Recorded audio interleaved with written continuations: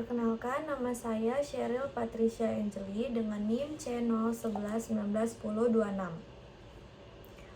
Pada hari ini saya akan menjelaskan mengenai pemeriksaan fisis THT. Jadi yang pertama itu, setelah kita melakukan anamnesis, kita beranjak ke pemeriksaan fisis untuk menegakkan diagnosisnya. Nah, kita akan melakukan informed consent terlebih dahulu, lalu kita cuci tangan rutin. Dan untuk pemeriksaannya, pemeriksaan umumnya seperti kita cek keadaan pasien dan juga tanda vital pasien, apakah dalam keadaan normal atau tidak. Selanjutnya dalam pemeriksaan fisis sendiri itu, kita sudah setelah memberikan informed consent pada pasien,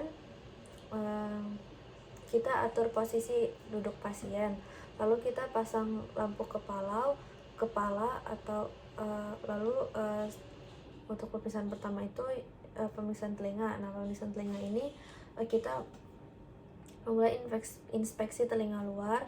Setelah itu setelah kita lakukan inspeksi, kita pastikan bahwa apakah pasien memiliki luka pada auricula telinga atau ada edema atau nana.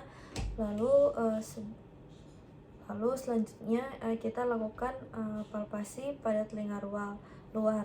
Nah, jadi kita tekan area depan dan belakang telinga untuk menilai adanya kelainan-kelainan pada telinga. Lalu kita tarik lalu selanjutnya kita melakukan pemeriksaan oroskopi. Di sini itu kita memilih spekulum telinga yang tepat, lalu kita pegang dan posisikan pada telinga pada tepat, lalu kita mulai lihat keadaan liang telinganya itu apakah dia sempit atau normal. Setelah itu kita masukkan spekulum telinga ke dalam telinga, lalu kita nilai keadaan liang telinganya, lalu kita keluarkan spekulum telinga dari dalam telinga, lalu kita letakkan alat-alat pemeriksaan ke dalam tempat semula. Selanjutnya itu pemeriksaan hidung. Nah, jadi pemeriksaan hidung ini kita lakukan inspeksi hidung luar dan sekitarnya, lalu kita lakukan juga palpasi. Kita tekan dengan jari telunjuk kanan pada daerah hidung, pipi, dan juga serta orbitalnya. Lalu kita lihat untuk menilai kelainan-kelainan terhadap hidung dan juga sinus nasalisnya. Lalu kita lanjut, kita lakukan spekulum. Kita pilih spekulum yang tepat. Jadi spekulumnya itu harus menyesuaikan spekulum nasinya. Lalu kita masukkan spekulum pada rongga hidung, lalu kita arahkan sorotan lampu kepala kepada rongga hidung, lalu kita nilai struktur hidung, lalu kita nilai juga kita lihat paratomornya, lalu kita keluarkan spekulum pada hidung. Lalu lalu selanjutnya kita pilih pemeriksaan kita pilih cermin yang tepat, nasofaring yang tepat, lalu kita meminta pasien untuk membuka mulut, lalu kita sterilisasikan cermin nasofaring, lalu kita masukkan ke orofaring, lalu kita posisikan cermin nasofaring pada orofaring, lalu kita nilai struktur di dalam nasofaring, lalu kita letakkan alat-alat pemeriksaan ke tempat semula.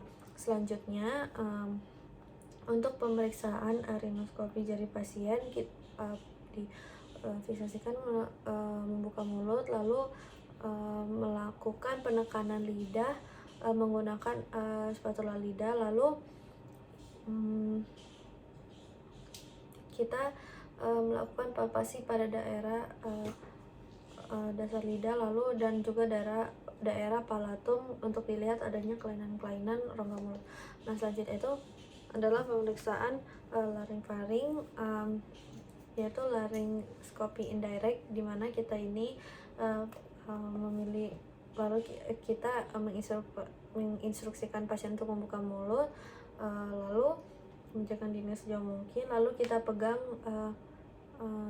angkasa steril dan kita instruksikan untuk bernafas dengan normal, lalu kita masukkan cermin laring yang setelah disterilisasikan lalu kita posisikan cermin laring sehingga dapat kita lihat struktur di daerah orofaring dan kita menilai pita vokalisnya, dan juga menurut pasien bisa mengucapkan huruf I dan huruf E, dan kita letakkan pada tempat semula, lalu kita angkat kedua